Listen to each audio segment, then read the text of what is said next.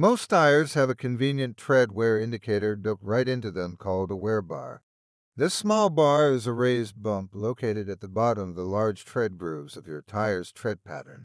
Wear bars have a height of 2/32 of an inch above the lowest point of the tread groove. This is usually the minimum legal tread depth in most areas, and the point at which you must replace your tires. Even though it is legal to drive on tires up to the point that the tread surface is even with the wear bars, it isn't recommended. You should consider replacing your tires once your tread is worn down to 4/32 of an inch of tread depth. This is to ensure you still have reasonable stopping distances in wet weather conditions and less chance of hydroplaning. When your tires are new, they perform their best and only lose a small amount of wet weather performance as they begin to wear. Performance begins to degrade more rapidly the closer the tires wear down to the wear bars. Here are a few examples of wear bars on various tires to help you more easily identify them on your car or truck.